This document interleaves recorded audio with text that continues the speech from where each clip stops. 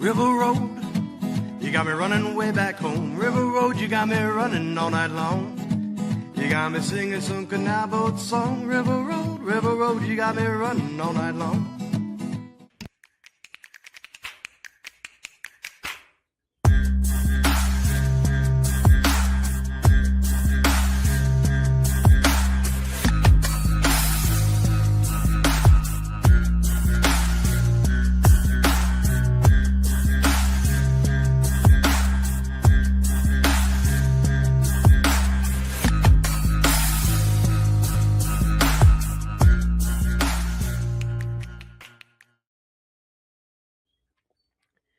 All right, everybody, welcome to another episode of Niner Nuts.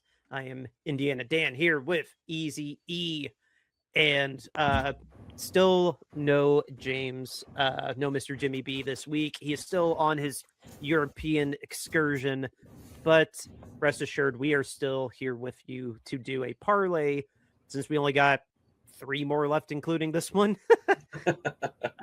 Divisional weekend is this weekend. Apologies again for not giving you any betting insight for wildcard weekend. I already expressed what was going on last week, and thank you for your patience on that again. But don't have to dredge that up again. Mr. Easy E, how are you doing? By the way, get on the mic. I'm good. I don't think anybody was probably too sad to miss out on our picks though, Dan, given our track record so far this year. Yeah, we didn't. We have yet to have that big pop like we did last year. We had that big pop week 1 on a complete fluke. I will admit though, I didn't tell the story on Mike. I did hit on Juwan Jennings having the longest touchdown. I think it was against the Bears, but I reached out to DraftKings because I didn't get the payout, and apparently I just didn't hit the right toggle to have that be king of the end zone. So I still won $10, but it wasn't a king of the end zone one. So, but from what you told me, I would have had to have used that entire on one bet, which I'm kind of okay with. Yeah, they give you whatever your chunk is. Say you get I think I got $87 one time, whatever. So you get an $87 credit, or not credit, but another one of those toggle bets, basically. A singular toggle bet. Yeah, and you get to use that on one of your bets. But I mean, it's free money. You try to turn $87 into something else. So yeah, it would have been 114 and change, or 113 and change, something like that. Yeah, but I mean, I don't know. No love lost on that one. I don't know. I'm mildly turned off by that I had to use it all on one instead of just having bank credit, whatever. But no. They don't just give you $113 extra. That's here nor there. They do not sponsor the show, which is a good time for our disclaimer. Yeah, throw the disclaimer out. Yes, DraftKings does not sponsor us. We just really, really like them for our betting lines. And please pay attention to the disclaimer. We're just a bunch of idiots on the internet. This is for fun. We are not financial advisors. Call 1-800-GAMBLER if you need to. That's enough to keep us out of trouble, right? Probably, yeah. I'd say so. Okay, here we go. Now we have our ticket up here. Technical glitch aside, let's talk about it here. The Rams going to Chicago. This is the last game of Sunday at 6:30, the Peacock game, and we had. You'll notice, people, if you didn't know already, 3 teams of the NFC West are here in the playoffs on the NFC side, and the Bears are the one team that's not. Excuse me. They are the number 2 seed, and oh my God, I'm so excited for this game. Not just because it's the Bears and that's my dad's team. That, of course, is part of it. But the Rams, they really, really had to fight for it on the road against the Panthers, a team that gave them a headache the last time they played them and actually lost. But this time the Rams squeaked it out. And then the Bears, in the cardiac bear fashion, that is their nickname this year, they had to pull out 25 points in the fourth quarter against the Packers, who I don't know if they forgot how to play football or if it really was adjustments, but they had to win their game in their own dramatic fashion as well. So now they're going against each other, the Rams and the Bears. For our picks in this game, Matthew Stafford still tearing it up in his MVP style, even with his bum finger, he will get 2 touchdowns against this Bears defense that is very, very, very susceptible to the air. Caleb Williams going over 180. Remind me, was that adjusted or was that like the line? No, that was adjusted. Okay. Going against a very, very stiff defense. But again, these Bears just figure it out, and a lot of it is on the arm of Caleb Williams. We also have Puka Nacua getting 6+ catches, which is very, very, very likely without Devontae Adams likely playing again and just being the number 1 receiver. He was only number 2 in receiving yards behind JSN because Puka was out for, 4 games, I think it was. And then I champion throwing this in there, DJ Moore. He is pumped. This is the first time he's been on a very successful team. He had a touchdown last week. Caleb is surely going to hit him in the end zone again in this game. I'm very, very confident in this. Who's going to come out on top of this one? I don't know. The Rams are very, very good, and the Bears are clutch in the fourth quarter, even if they're down 25-3 or whatever that score was.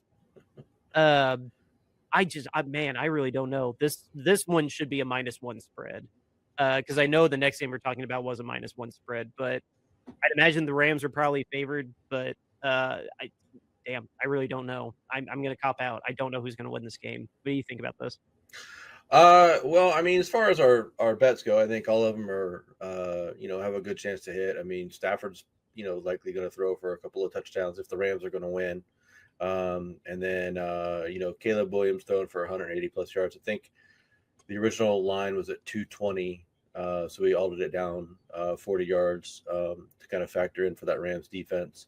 Puka getting 6 receptions. That should be pretty simple if, the Rams are doing what they're supposed to be doing. And then, DJ Moore getting that anytime TD score, you threw that in there. So I think that's a good option as well. As far as the game overall, I mean, the weather looks like it's going to be a really big factor in this particular scenario. I just looked it up, and, in the evening, it says it's going to be 2 degrees with a real field temperature of -23. Says there's going to be wind of 21 miles an hour up to gusts of 40 miles an hour. Oh, Jesus. And possibly like a little sprinkling of snow. So, I mean, that's crazy. I thought the game James and I went to was cold. It wasn't that cold. Holy crap. Yeah. So, I mean, there's a real factor for weather in this particular game. And I think that favors the Bears. I don't think that the Rams are going to be prepared for that. I don't think they're going to really like playing in that weather. And I don't think they're going to be prepared for it. So I think that the Bears can win this game. I think they've sort of just had that luck about them all season long. I think that the Rams have shown that they are vulnerable based upon how they played against Carolina last week. And the Bears were better than Carolina. The Rams kind of just barely survived the back half of the season too. Yeah. I didn't know Adams was hurt. He didn't play last week unless I'm mistaken. I'll look it up real quick. Oh no, Adams played last week for sure. Okay, then he's not hurt, and I will retract that. Okay. What I said about that. All right, so I know Adams played for sure last week. I saw him get the ball thrown to him. Oh, then I retract my statement on that. Oh yeah, no, never mind. I was very wrong. I was 3 weeks outdated. Okay. But I just think that the Bears, with the weather being involved and their ability to kind of close out close games, and the Rams sort of not being able to really do well in those sort of adverse conditions, I think the Bears have a real shot in this particular game. I don't know that I would take the Bears straight up, but I think the Bears are currently getting, I think it's 3.5 is the line. And I mean, if you're going to give me 3.5 points, I think I'm going to take the Bears in this particular scenario. They definitely are better built for this. And just to further clarify, Devontae had 5 catches for 72 yards last week, so he had a pretty damn good game. Yeah, and the line is still 3.5. So I mean, I think I would take the Bears in 3.5 and roll with them pulling off the upset and knocking the Rams out, especially given the weather. They got some moxie to them too. Ben Johnson's really giving them an attitude and an edge, and yeah. They're the cardiac Bears. Like, really, if Caleb didn't dirt his pass, he would have beat us. Like, yeah. we gave him the opportunity, and I don't know, they're feeling themselves right now. And it's like in any sport, like baseball and hockey, where like the long run, these Bears, for the much shorter time span that football is, they're still feeling themselves at the right moment. And the Rams, I don't know, the weather is going to be bad. The Rams did very bad at the end of the season. They have the probable MVP, but at the same time, that weather is going to be a factor for sure when it's that bad, and that will favor the Bears. New England would like words with you on the probable MVP. I would not. If I was on, what's that one where you can bet in real life things? Oh yeah, I know what you're talking about. Well, I mean, you could bet this on DraftKings though. I would still bet Matthew Stafford gets it over May. I'm gonna look up to see who's favored while you're going on to the next game. I'd be shocked if Matt Stafford didn't get it, but I mean, not that Drake May didn't deserve it. But anyway, we can save that for when we get to talk about them, which is not now, because the next game on our list is the 4:30 game on Saturday. This one is on Tony Romo's docket on CBS. It is the Bills going to Mile High in Denver.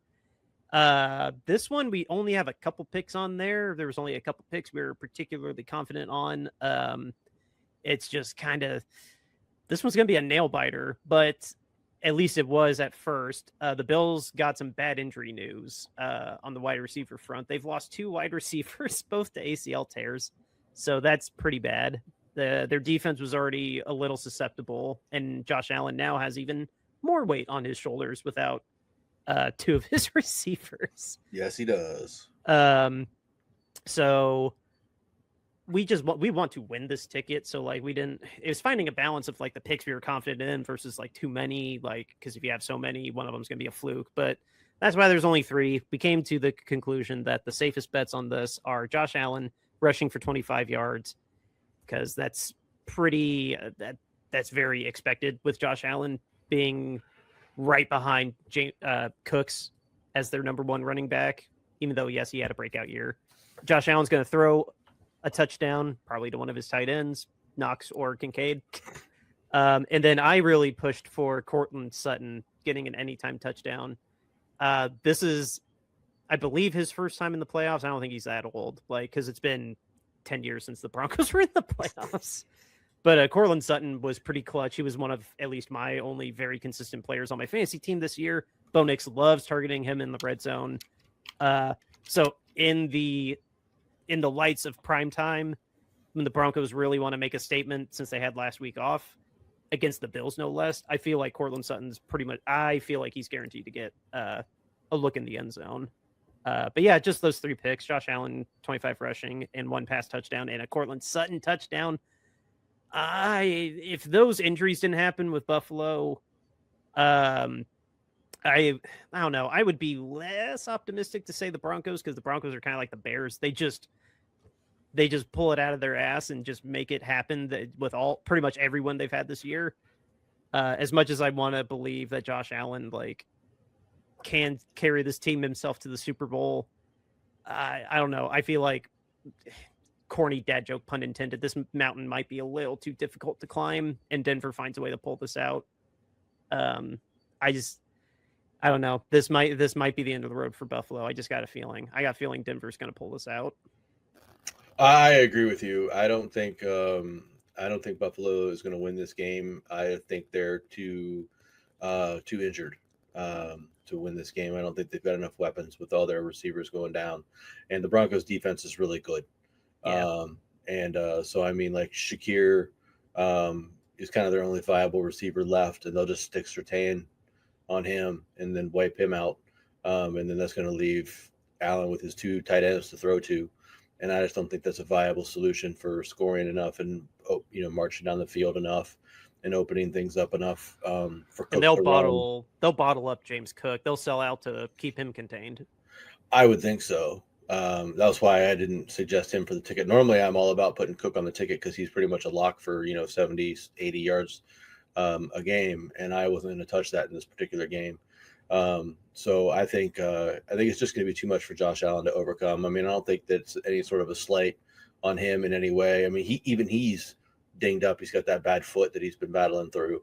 So I just think that the Broncos are coming in healthier in this particular instance, a little bit better prepared, a little bit better suited for this game. They're at home. They're used to this altitude. Who knows if Buffalo is – maybe Buffalo might not need that much adjustment to the altitude, but it seems like everybody needs to. Yeah. Yeah, I just don't think that Buffalo has the horses or the Buffaloes, I guess, to be able to pull it out in this particular instance. I just think that the Broncos are better suited across the board. Now, I mean, I don't think that the Broncos are a juggernaut by any stretch of the imagination. And if they win this game and they get to play either the Texans or the Patriots, I think that's going to provide a really big challenge for them because I don't think that they have a lot of offensive firepower. I think they really struggle to kind of generate a lot of offense on their own. But inconsistent. They are incredibly inconsistent on offense. Yeah. So I think that'll be a problem for them in the next round if they get there. But I think they'll be able to get past the Bills, and they are currently a 1.5 point favorite. So if it was up to me, I would really. I would take the Broncos at 1.5. Oh, I would take that. It doesn't matter, money line or spread. Like, yeah, I would take that. Yeah. So, I mean, I think they're going to win this particular game, and it's kind of a shame because this is supposed to be Josh Allen's chance without Patrick Mahomes in the playoffs and without Lamar Jackson in the playoffs, without Joe Burrow in the playoffs. This is supposed to be his easy path to get to the Super Bowl, and I just think that unfortunately the team around him has gotten too injured at this point in time that he's just not going to be able to make it. So it's a shame if they don't pull this off. That is going to be a shame because who knows next year? Like, yes, Patrick is going to probably start the year on IR unless he gets some. I don't know. Who knows if he consults with Aaron Rodgers' doctor, maybe he'll be ready week 1. But because it is just an ACL, not an Achilles. But I mean, I don't know. Who knows? This one's going to be really exciting to watch, though, to see if Denver keeps going. Just winner, like, I don't know. It's going to be. I will start accepting that, like, okay, maybe Denver just has Lady Luck on their side. And then if Buffalo wins, like, okay, Josh Allen's still Superman. So yeah. I mean, I'll be watching this game. Oh yeah, I'm watching all 4. And then we got the Natty on Monday, but we'll talk about that later. The next game is the first game on Sunday, 3:00. I get the times mixed up because there's only 4 games. This is the game that's on before our game. It is the Patriots hosting the Texans. You will have to remind me who's airing this game. I can't remember offhand. This is on CBS, I believe. Is this? Oh, okay. Oh no, this is the ESPN ABC game. Oh, okay. So Troy and Joe got this game. Okay. Yep. So the Texans just stunted the Chargers in embarrassing fashion. And actually, if you watch the highlights, like their offense was not doing very good until the floodgates broke. And they just dumped a bunch of points on them in the fourth quarter, kind of like the Bears game. So the box score is a little deceiving. The Texans still are not quite there on offense, but that defense clearly is carrying them and to spectacular degrees. But they are going to be going to a nice and cold New England where they are very balanced and very good on both sides of the ball. And they have a MVP front runner in Drake May. Oh my gosh, Mike Vrabel might win his second Coach of the Year award. I would not be surprised if he did, honestly. Like, yeah, because I've given up the pipe dream that Kyle's actually going to win it. Right? Yeah, yeah, no chance. Vrabel makes sense. But no, this game. I'm repeating myself. All these games should be fantastic. Drake May's had. I don't know. They've had a really special season in New England, to the dismay of all of us who still have very vivid nightmares of the evil empire. Yeah. But the Texans have too. They kind of started out dead in the water, like what, 3 and or no, they were like 1-3, 1-4, and then they ended up or maybe even it was 1-5 at the worst. And then they're on this hot winning streak and they made it in the playoffs against all odds. Yeah. It's this is going to be a really good one. Our New England insider, who will still remain anonymous for now, he during the Texans and Steelers game, he was like, "Oh God, I don't want to face the Texans. I really want Aaron to pull this off," and he didn't. No, he did not. But no, it was. It's going to be something if Drake May can handle how good this defense is, because the pessimist could say the Patriots had a little bit of a cupcake like we did scheduling wise, but still, as long as their defense can keep this stagnant Houston offense stagnant, I think they can pull this off. Honestly, like, who's going to win this? I think New England's still going to end up winning this, but that's only because I don't think CJ Stroud can handle the road aspect of playing against New England. If it was in Houston, maybe, but being in New England and it's cold and that defense is not mediocre, like, it's good. I'm not knowledgeable enough to say better than that, but that defense should be good enough to keep CJ Stroud off the field. So Drake May keeps getting opportunities to make the Texans defense tired, and it won't be a blow up by any means. But what's on the actual ticket, getting to that now, CJ Stroud throwing at least one interception seems like a guarantee on the road, because again, this offense is not that good. Stephon Diggs getting fed 4 catches seems realistic, and so does Christian Kirk being fed 4 catches. Kirk is hands down the best weapon on that Texans offense. But that is all we have for the picks on that. What do you think about this game? Well,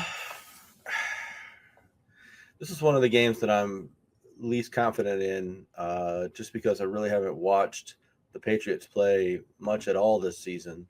They are very good. I can, spoiler alert, they are very good. Yeah. But I have seen the Texans play a few times, and the Texans defense is just sickening how good it is. So, I just wonder how the Patriots are going to be able to move the ball and score against them. But I think you kind of hit on one of the things that's going to end up being a key to the whole thing, is that I don't think that the Texans offense is going to be able to do enough to keep their defense off the field. And so I think that you're right. I think that probably in the first half of this game is probably going to be pretty close. And then in the second half of the game, that Texans defense is going to get worn out, and the Patriots are going to end up putting up a couple of touchdowns or a touchdown field goal or a couple field goals or something like that on them, and extending the score and breaking away, because the Texans are without Nico Collins, who's their best receiver. He's in concussion protocol. He wasn't at practice today. You couldn't put him in a ticket, so he's probably not playing. So that's a big weapon that they're down. And their offense has just been very inconsistent all season long. And I just think that in this particular instance, I don't know what the weather's going to be like in New England. I should look that up. But I mean, I just think that I think that you're probably right on kind of the way that it's going to go, is that it'll be close for a half, and then the Patriots will pull away in the second half. It'll be a reversal of what happened with the Texans against the Steelers. I realized I was mixing up my wild card games there earlier. The Texans and the Steelers was very close until the floodgates finally opened and Houston just steamrolled them. So that box score is kind of deceiving.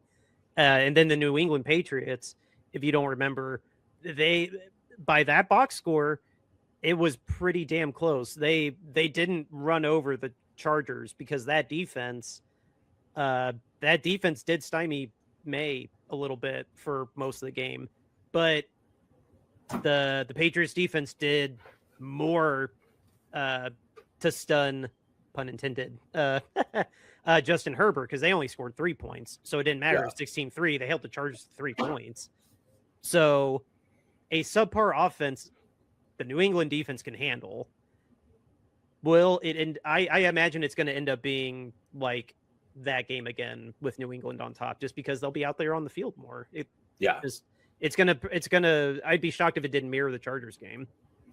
Yeah, I would say you're probably right. I think maybe the Texans might score a little bit more, and so the Patriots might have to score a little bit more. Like it might be like 20-10 or something like that, or maybe 17-10 or 17-9 or something weird like that. But I think it's going to be something like that. I just don't think that the Texans are going to be able to generate enough offense and to be able to keep up. And New England is favored by 3 in that particular game. Now, I would not take the points in that particular game just because I think that it could end up being really close. But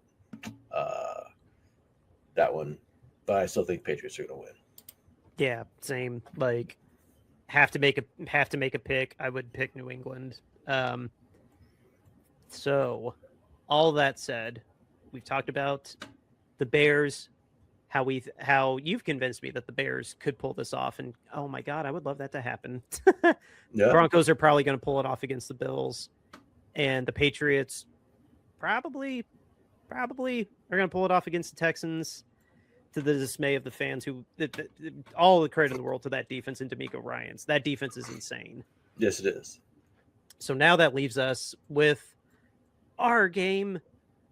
We are going to Seattle. I just saw the payout. Yeah. This payout's stupid. This is amazing. If all these hit. Yeah, that'd be great. Good luck. Oh boy. I wonder what the cash out will be if we actually hit on Saturday. Like if it'll be half of that, or if it's still only be like, we'll cash you out at $1,000. When that's the payout? No. Yeah, right. Yeah. But no, we are the Saturday primetime game at 8:00, and we will have the Fox crew. We'll have Tony and Tom Brady. Kevin and Tom. I said, yeah, Kevin and Tom will be talking about us again, which is funny. But yeah, why not? Going to Seattle again, round 3. Yeah.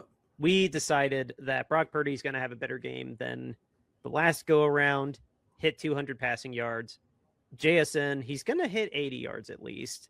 He didn't hit 100 yards like every week in the end of the season like he was, but he did hit 80 yards against us the last time, being at home, hitting 80 yards again. Seems very realistic. Juwan Jennings, 25. That one you should pit. This one you should have put on almost every ticket. Like Juwan Jennings, at least 25 yards. As kind of spotty as it is to pick 49ers receivers, because remember when we had Kendrick Bourne going off for 2 weeks? And then, of course, our go-to Christian McCaffrey, not only 90, not crossing the century mark. We want to win this ticket, so we have him at 90 total yards between rushing and receiving. We didn't throw a spread. We didn't pick a winner on this one. We don't want to jinx anything. We want to win this ticket too, first and foremost. But yeah, especially now that I see that payout, I want to win this ticket really bad. With we already talked about it on the earlier episode this week on Tuesday, but I am a little nervous about this game even still, but you made some very, very compelling points. If you want to reiterate some of them, if people missed on our Tuesday episode. Yeah, sure. I mean, one of the key things that I think let's talk about the bets first. I mean, Purdy hitting over 200 yards, and if the 49ers are going to win this game, Purdy's going to have to throw for over 200 yards. Not going to win if he doesn't do that. Absolutely. JSN getting 80 yards. I mean, that just seems like that's probably a given. Even as much as we're going to try to slow him down, he's just so good. And Darnold's going to feed him the ball. So, I mean, he'll probably get to 80, no problem. I mean, we haven't shut down a team's number one receiver very often so far this season. And, if you think of a guy like, Puka, who's probably the second best receiver in the NFL, or number one, depending on how you look at it. I mean, he gets his 100 yards every game too. So, I mean, JSN is going to get his. Juwan getting 25. He should pull that off. I mean, even if Ricky plays this week, Juwan should still be able to get the ball and, get a couple of catches and get to 25 pretty easily. And then Christian getting 90 plus combined rushing and receiving. If we're going to win this game, he's going to have to get to 90 plus, or we're not going to win. It's just that simple. We're not going to win if he's under that kind of a number. So we're betting that without saying that the Niners are win, we're going to bet that the Niners are going to win. So yes, the road team has won both previous games this season. We won in Seattle week 1. Seattle killed us in week 2 or week 18. And now 2 weeks later, if history repeats itself, like, it's very hard to beat somebody twice, let alone 3 times. So of course, this series is split, so we can't go off of that. So I don't know. I'm clinging on to the hope that the road team wins again, because then the streak continues and Kyle never gets lower than the NFC Championship game in his playoff runs with us, which would be astounding. Yeah. Yeah. I mean, another thing to keep in mind is, in both games that we played the Seahawks this season, we kept them to 13 points. Now, in the second game, I don't remember everything about the first game, but I know in the second game, they missed 2 field goals. But, that means that we still held them to field goal range as opposed to getting into the end zone. So, I mean, that's the whole point is you're supposed to, hold them to field goal range and then obviously hope they block or hope they miss or you block it or whatever. So, I mean, you're doing your job there, but we held them to 13 points in both games.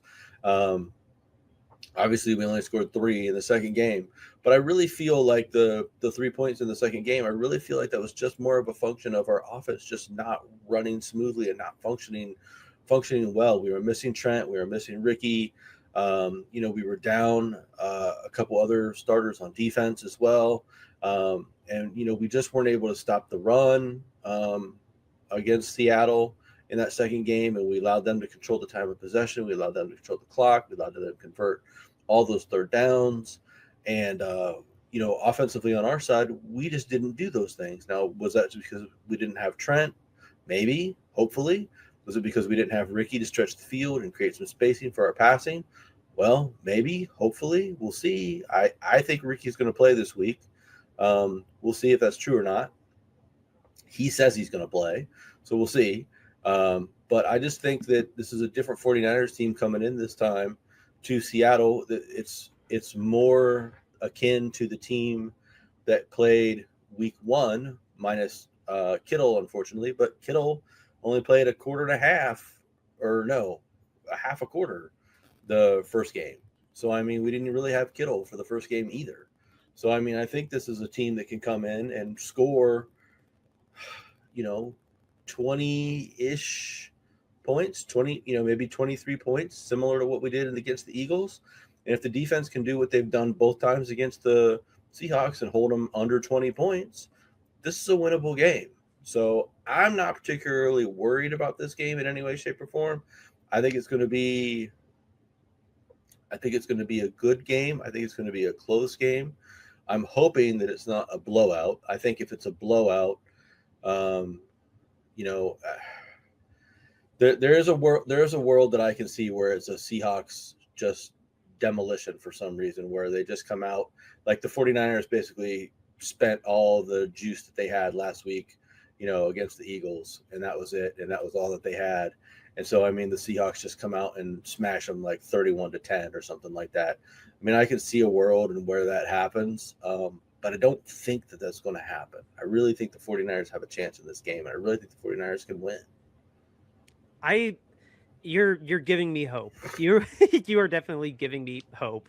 All those points make logical sense. Like there's just something in this where like these two specific teams, no one like fully takes advantage of each other to the point where like this it shows on the scoreboard. It's within grasp for both of them, both times that we played each other, because the game was decided by less than 7 in both times. And the first game was decided by a Nick Bosa sack strip fumble with the Seahawks on like the 15-yard line or something like that.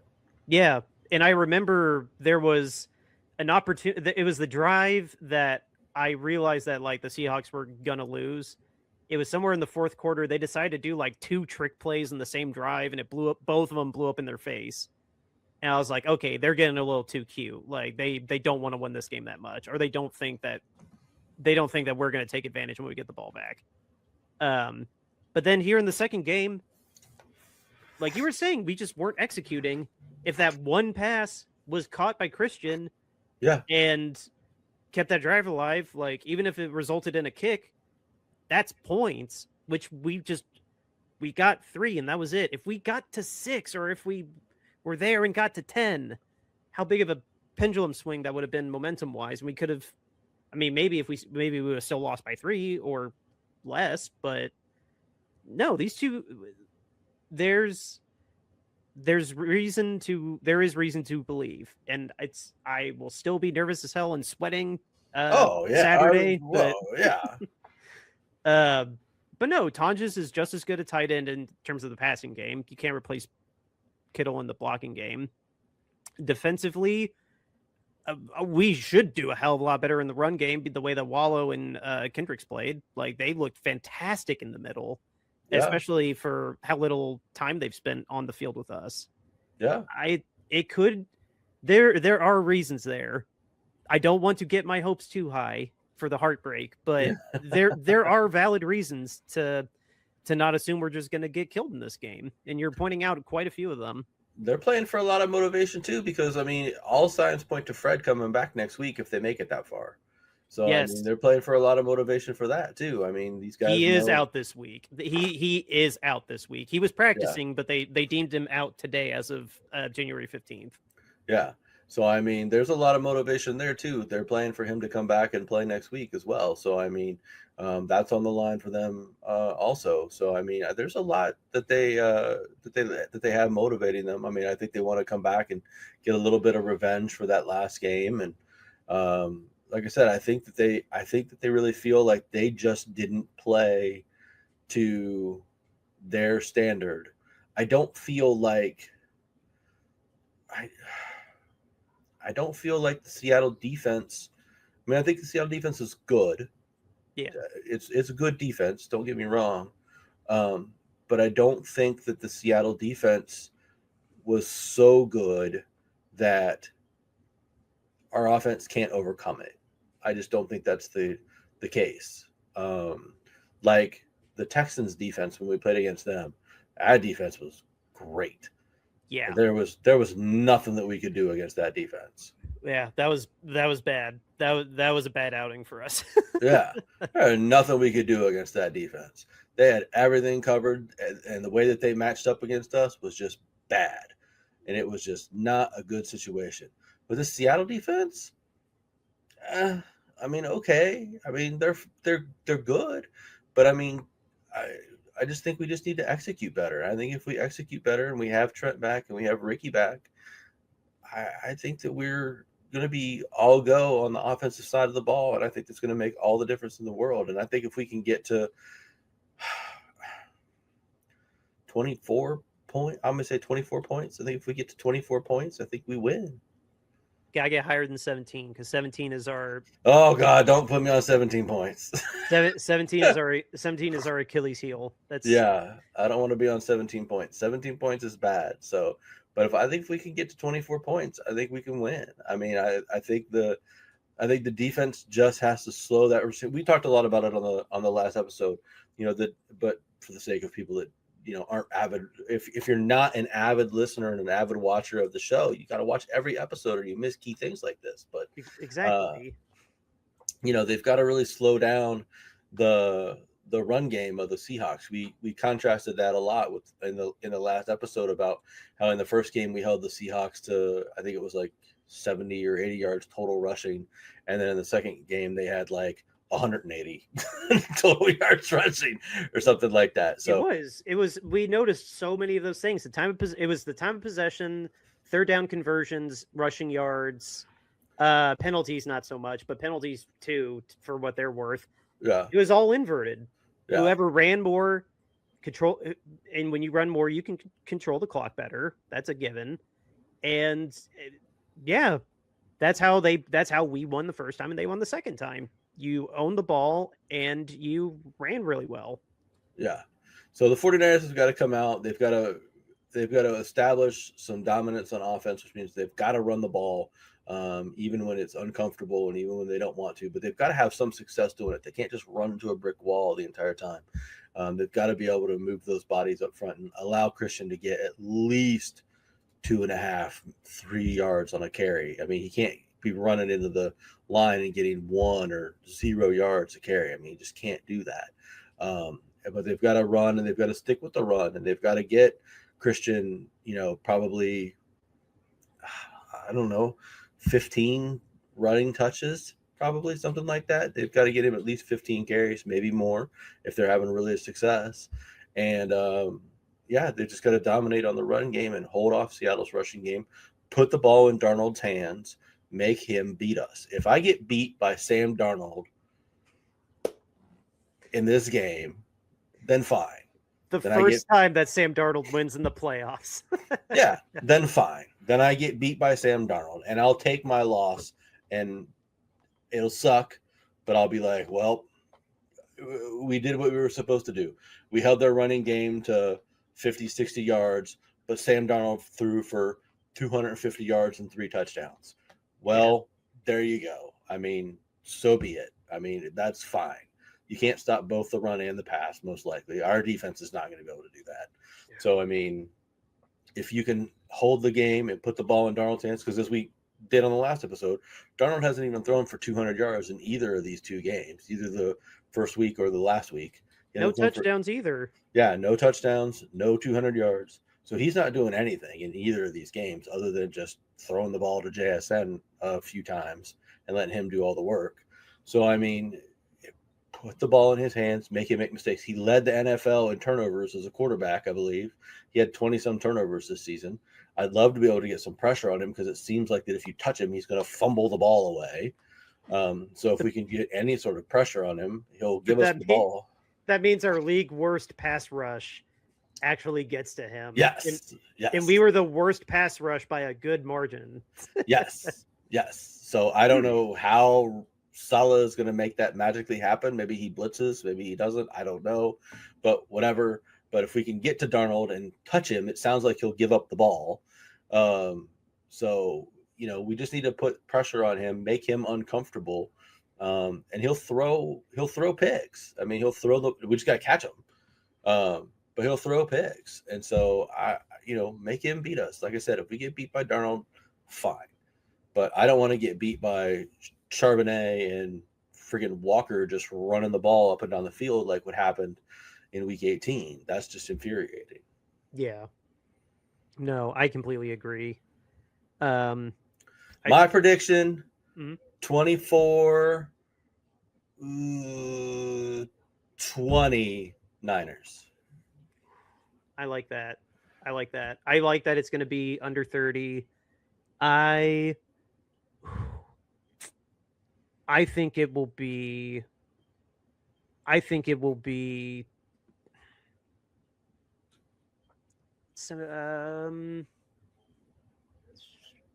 you know what? 24 sounds right. I think 24 sounds right. I'm going to think though that we do manage to get a solid touchdown. I will go slightly lower. I will go 24-17. We hold the Seahawks to our dreaded 17. All right.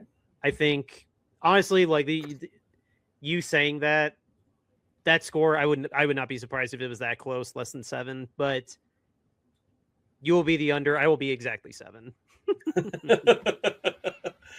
Then you will push on your bet because the Seahawks are favored by 7 currently. Hey. So, which I would take the Niners and the 7 points if I was given the opportunity to do so. Yeah, for sure. I think with that, it is a good time here to take a moment to give a shout out to one of our new sponsors of the show who gave us this cool little video. Hope you all enjoy.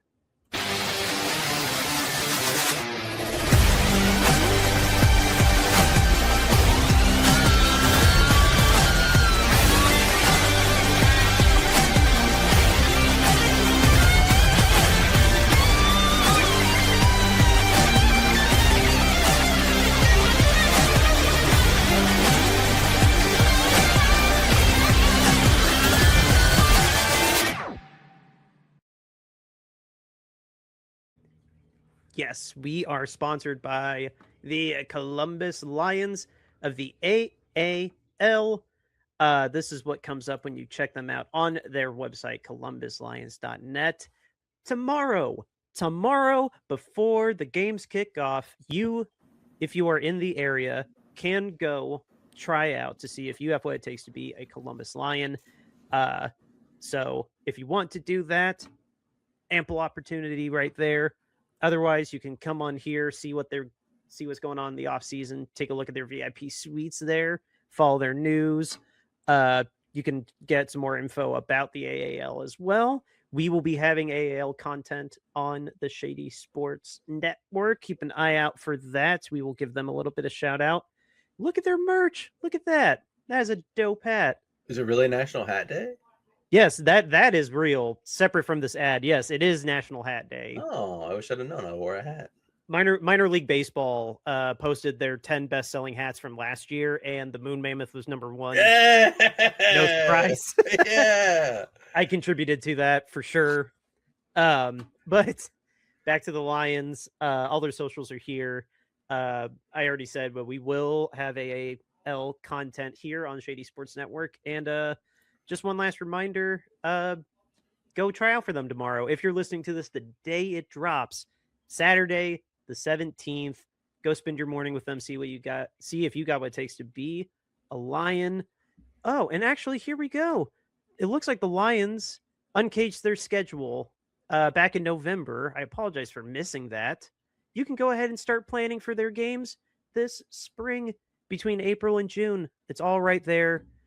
And if you need more information about them as well, of course, follow them on social media. And this is, again, their website, columbuslions.net. We thank them very much for being a sponsor of the show. And yeah, just go Lions. Good luck here in the next couple months. Hope you have a great season. So with that, we have just a very brief moment. I want to just we will have plenty of offseason to address everything that's changing in the free agency and whatnot. But the coaching carousel, I said on Tuesday, we had to touch a little bit on today. We've had some updates on it. The biggest story from it so far, I think, is the fact that we have both coaches who were the longest tenured in the league have stepped away. It was a mutually parting of the ways, so to say, aka firing of John Harbaugh and a stepping down of Mike Tomlin. You can read into that as like seeing the writing on the walls, hearing all the noise, like. But the Steelers and the Ravens are looking for a new coach, as well as the Browns. So the only team that didn't fire their coach in the AFC North is the one that I would argue needed a new coach the most. But they doubled down and they're sticking with that doofus Zach Taylor. So just this is a real, like, where were you? Like, I know where I was when I saw Tom Brady retired. Where I remember where I was still when Peyton Manning went to the Broncos. This is a big deal. This is a big day seeing, because I was in high school when these two were hired in 07 and 08, and we've seen them hit the mountaintop, and we've seen just consistency.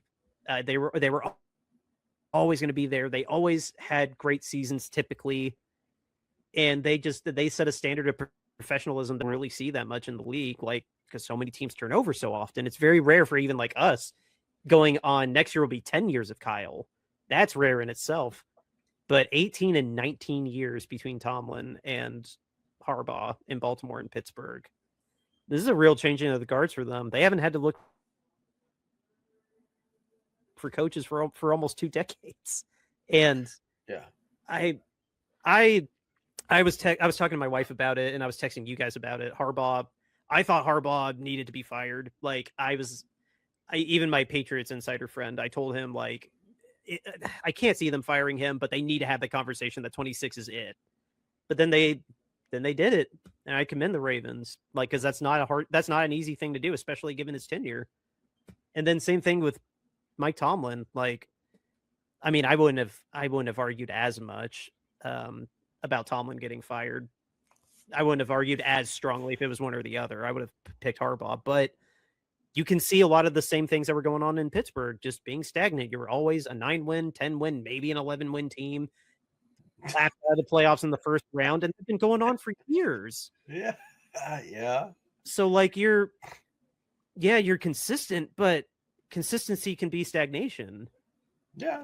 And I am very surprised at both of these, just because, again, it's their tenure, but Yeah, I'm sure there are Steelers fans out there that are very, very ecstatic for this, and um, I don't know. I'll speak for myself on the Ravens. Because that one I felt more strongly about. If I was, I would have gone to bat and said like, yo, like you have a 2-time MVP, you made one AFC championship, you haven't made it to a Super Bowl. Your defense is bipolar week to week. They play down to people. Like it seemed like there was a lack of discipline the last couple of years and a lack of consistency. Funny word to use, but it just wasn't working. And it's okay. It's okay. It wasn't working. Change is necessary sometimes. What do you think about both of these firings? Well, I mean, Colin quit, so he didn't get fired. I guess. I mean, Harbaugh getting fired. I mean, I guess. I mean, maybe he had just kind of run his course there. I mean, that team kind of hadn't really done anything for a couple of seasons now, and not making the playoffs. Although he was without Lamar for like 5 games this season, so I don't really know what you want him to do in that particular instance. But I mean, I thought he did a really good job coaching the team up once Lamar came back to get him going and have him right on the edge of getting in. I mean, he was a Tyler Loop kick away from being in the playoffs. I mean, you don't believe the Ravens owner saying that he was going to get fired no matter what? No, not at all. I don't believe that for a second. So no, if he goes to the playoffs, then they would have played the Texans. I would think that the Ravens had a much better chance to beat the Texans than the Steelers did. If they somehow beat the Texans and they're in the next round of the playoffs, he's not firing Harbaugh after getting to the divisional round of the playoffs. He's not firing him. It's ridiculous. So I don't believe that for a second. But I mean, at some point in time, I guess you just got to shake things up. Maybe Lamar said he didn't want him there anymore. I don't know. I mean, maybe there was a lot of talk around the locker room about Harbaugh's message is kind of worn out its welcome or something like that.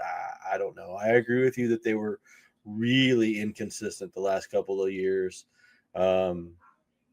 in terms of how they played. Instead of every season they kind of came out as one of those teams that they should have just sort of smashed teams into the ground, and they never really. Every now and then they would smash a team into the ground, but then every now and then they would play a team and you were like, what the heck is going on in this game? The Ravens are doing terrible, and it was just very confusing. So I guess he's moving on. He's going to the Giants now, so hopefully he'll be happy there. He's got some talent there, I think, that he can work with and make things happen there, and try to see what he can do in a big market with some big market money. Giants have some pieces. Malik Neighbors, Brian Burns, Amir Abdullah, Jackson Dart's good. I won't use the word great for Cam Scabadoo yet. Yes.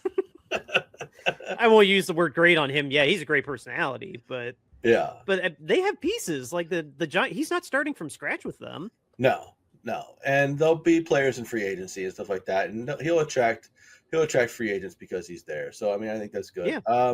The Mike Tomlin thing to me is the more surprising one and the more shocking one. I was genuinely stunned that he stepped away. I mean, all the guy does is win. I mean, you can complain about it all that you want, but all he does is have winning football seasons. He's had 19 winning football seasons in a row. He's never missed the playoffs. I mean, I don't know what more you can ask. Once. He missed the playoffs once in 19 years. Oh, okay. So what was that, his first season? I can't remember, but I saw a blurb. It has to be because he has like this ridiculous streak where he's never missed the playoffs. So it must have been one season. I saw a blurb that he only coached one regular season game where he was eliminated from the playoffs already. Okay. So which is amazing. Yeah. Like, give him his roses. I'm not saying don't give him his roses. He has records that will never be beaten. Yeah. So, I mean, it's crazy to me that you would want to get rid of a guy who's going to get you into the playoffs every single year. I mean, that's just insane. I can open up the list and go through the teams, but I mean, there's at least 8 teams in the NFL that would would do jumping jacks and flips and somersaults and whatever else you asked him to do in a back alley behind a bar to get Tomlin to come coach their team.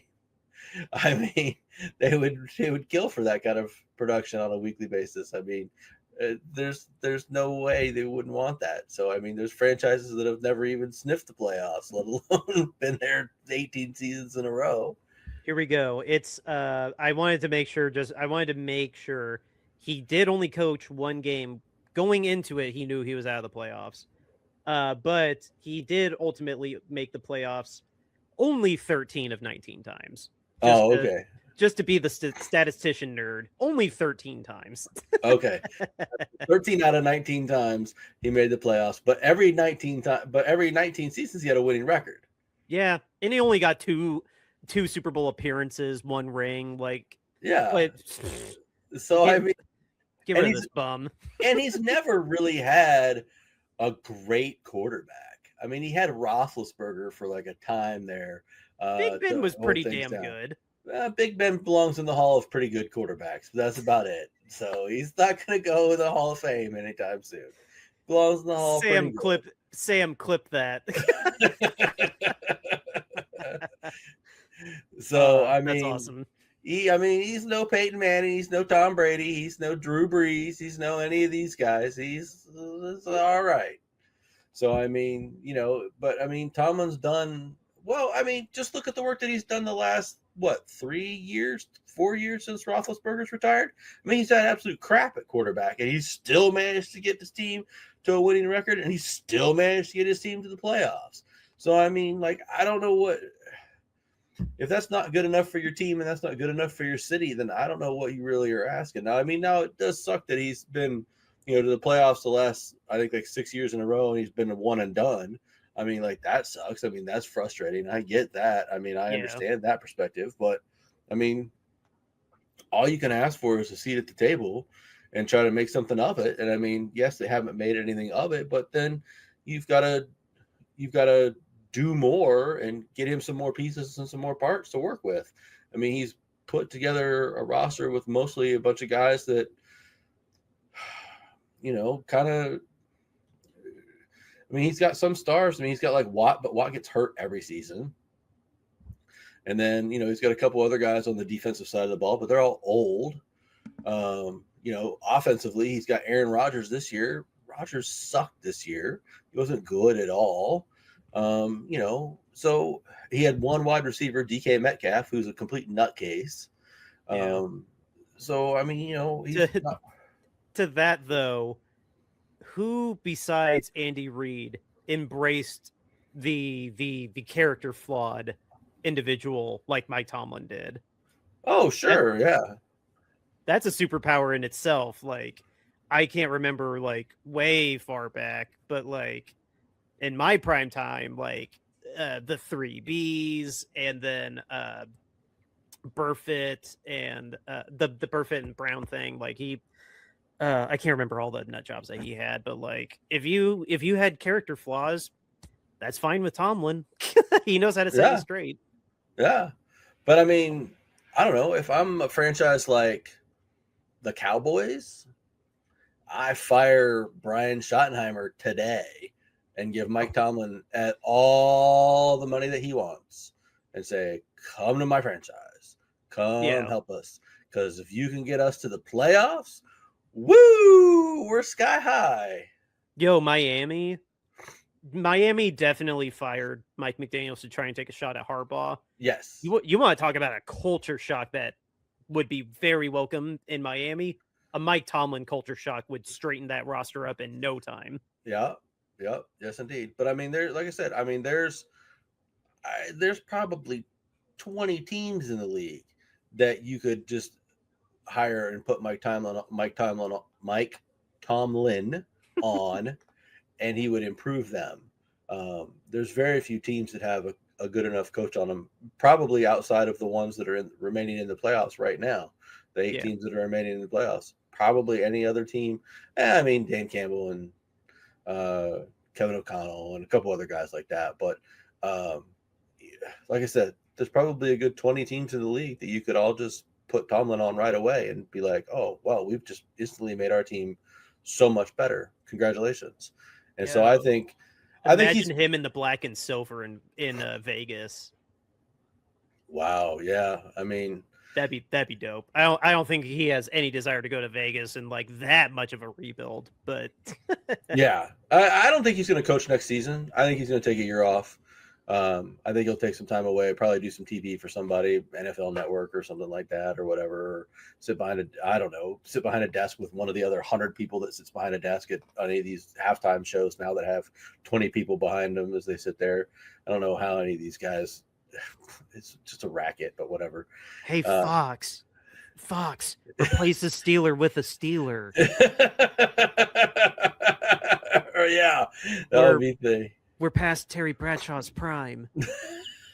Yeah. So, you could have Gronk do the highlight reel reads now, and it would be just as funny as when Bradshaw does it. So he mispronounced names just like Bradshaw does. So, because Gronk can't read either, so it's fine. Oh my God, Terry Bradshaw's too old to read. Gronk just can't read, and then Michael Strahan has his lisp, like.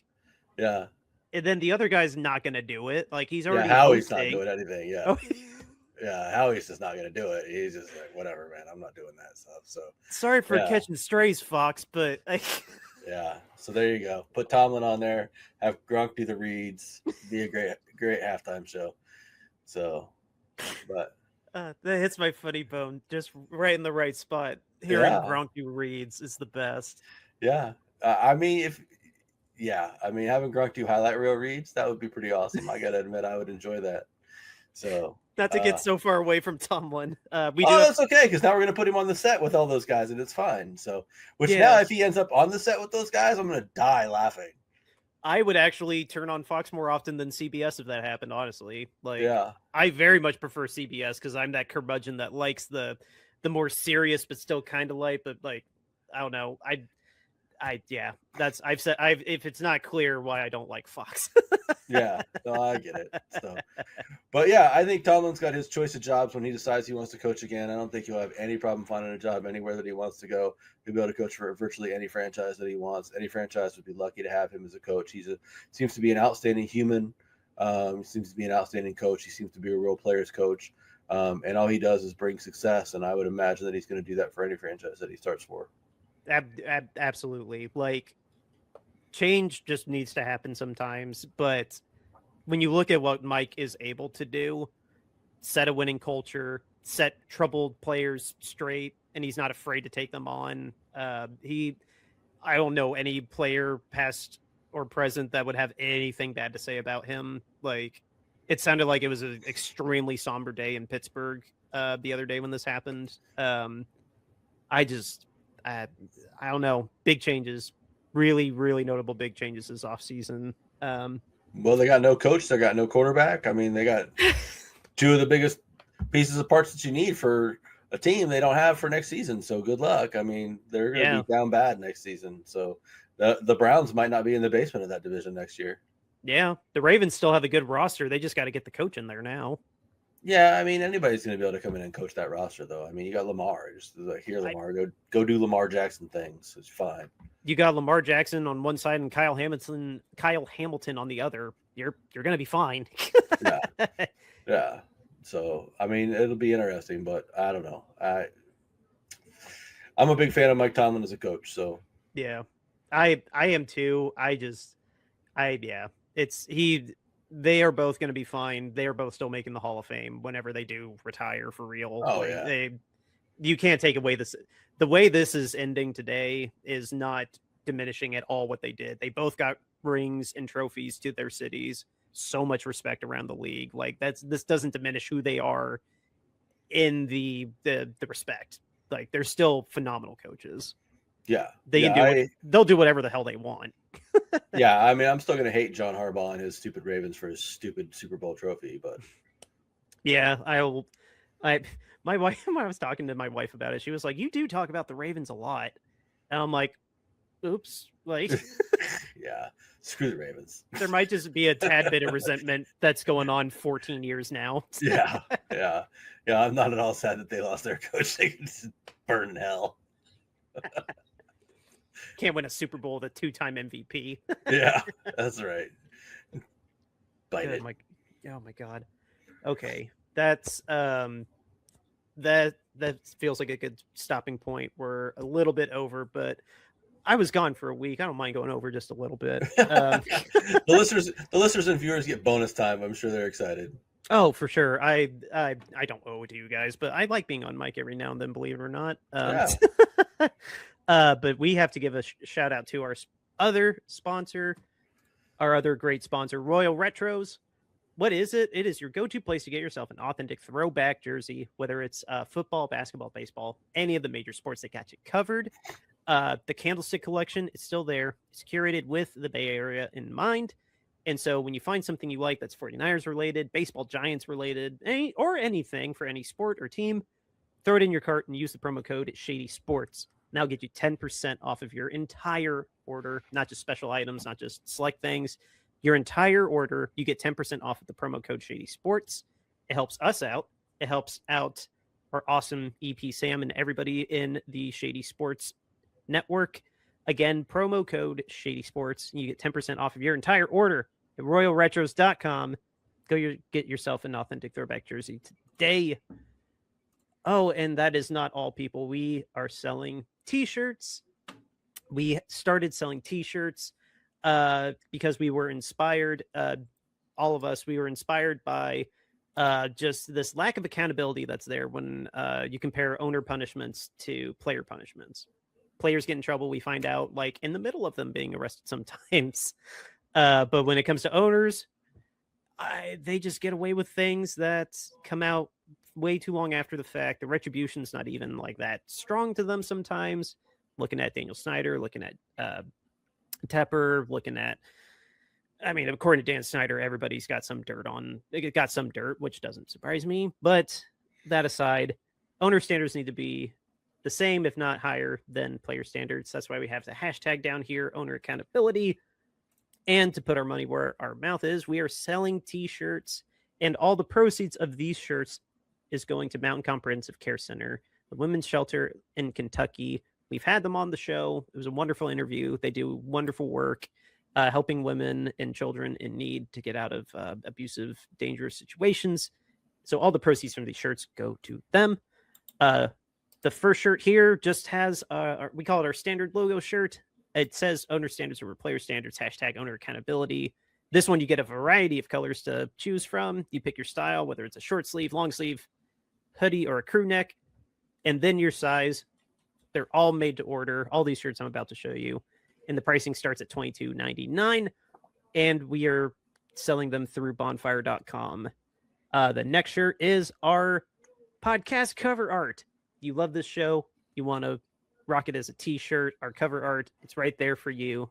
Made to order. Again, pick your style and your size. And it'll get shipped right to you again through Bonfire.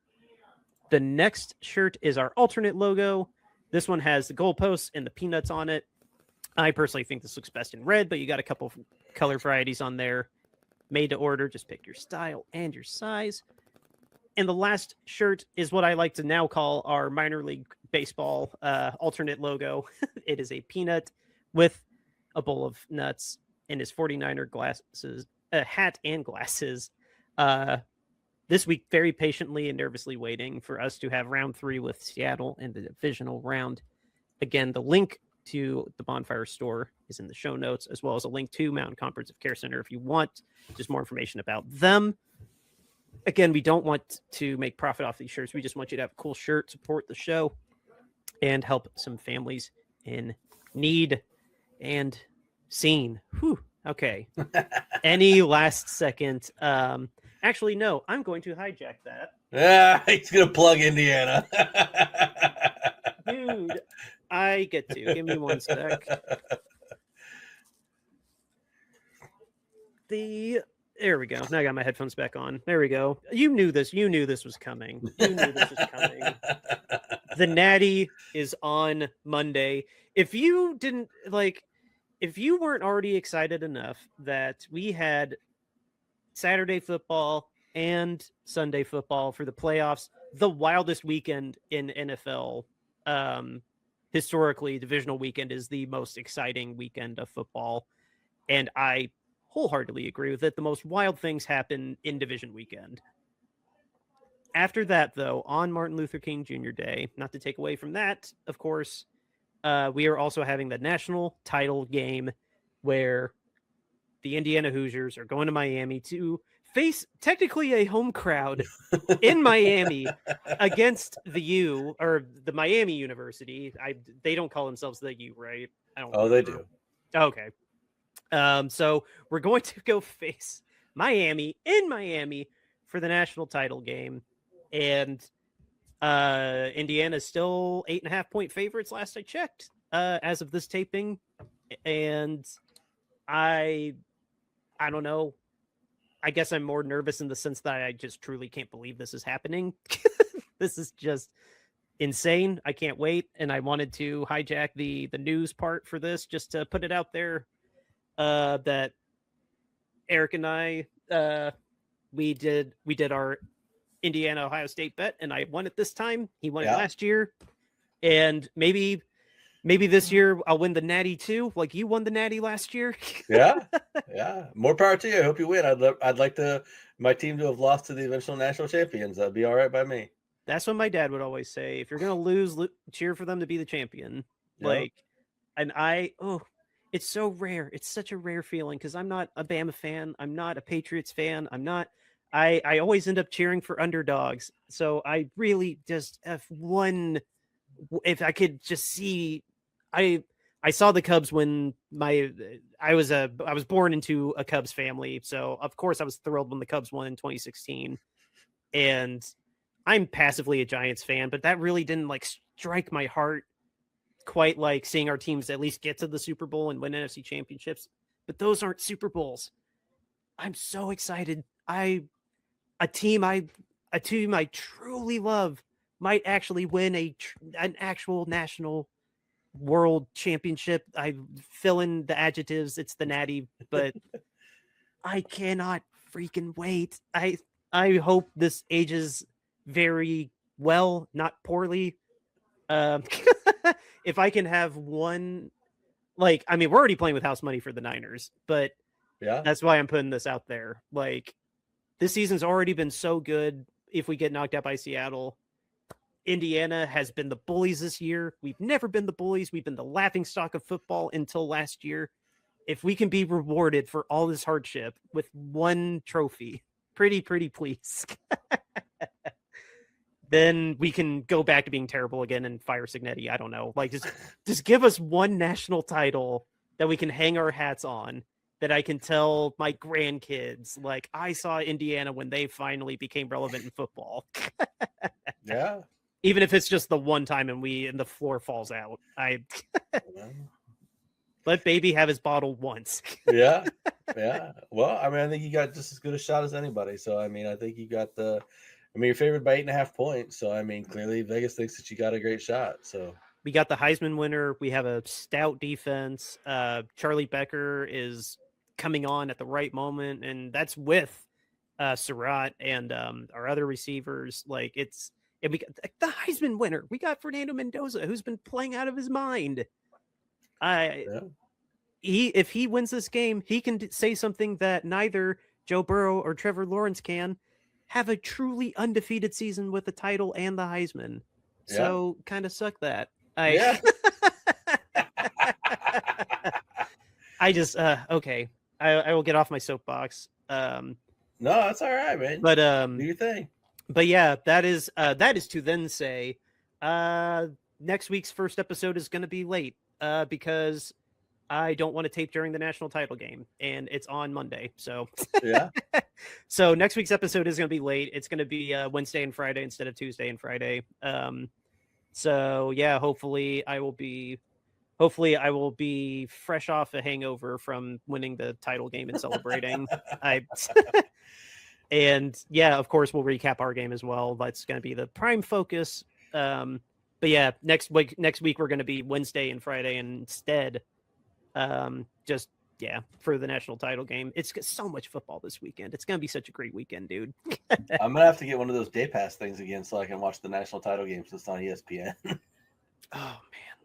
Yeah, or just at this rate, you've needed so much. Well, I mean, after this, you might not. I was gonna say, just do the trial of Disney, like pay for ESPN for 1 month. Nah. After this, I don't need it for anything. Yeah, that's true. That's true. There's no more games on ESPN. There's nothing else on ESPN I care about for the rest of the year. Yeah, that's very But football true. comes back. I can live without basketball and baseball, so it's fine. Oh, and March Madness is not going to be on ESPN. They're always on the Turner channels. Yeah. And ABC. Oh yeah, I miss CBS.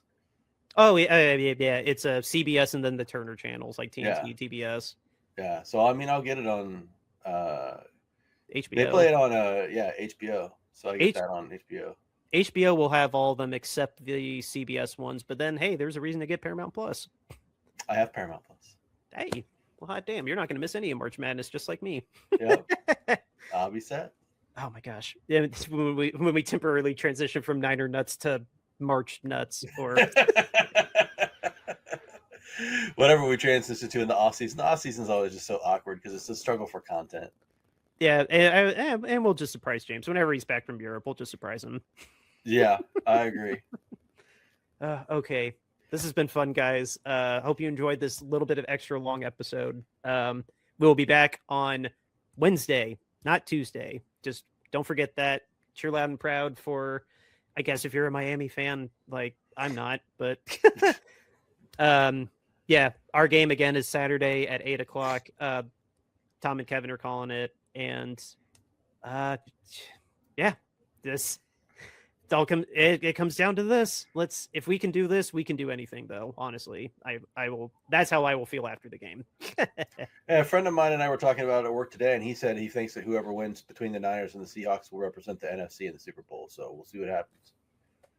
Could be. I mean, why not? With the way the rest of the season's gone, if we look at it as a big spectrum, like yeah.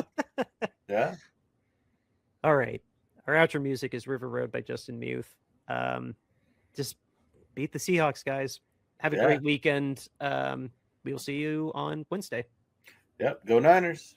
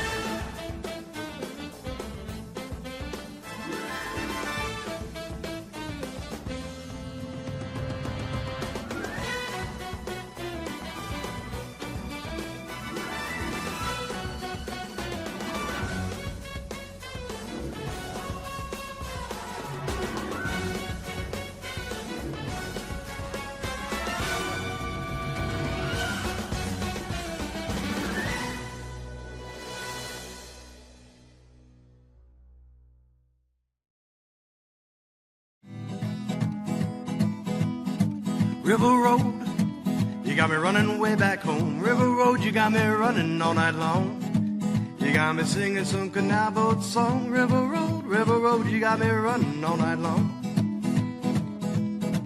River Road, where have all the women gone? Have they kissed her hand and waved you bye-bye? Have they thought about crossing your double yellow lines? River Road, they love the way you whine and cry.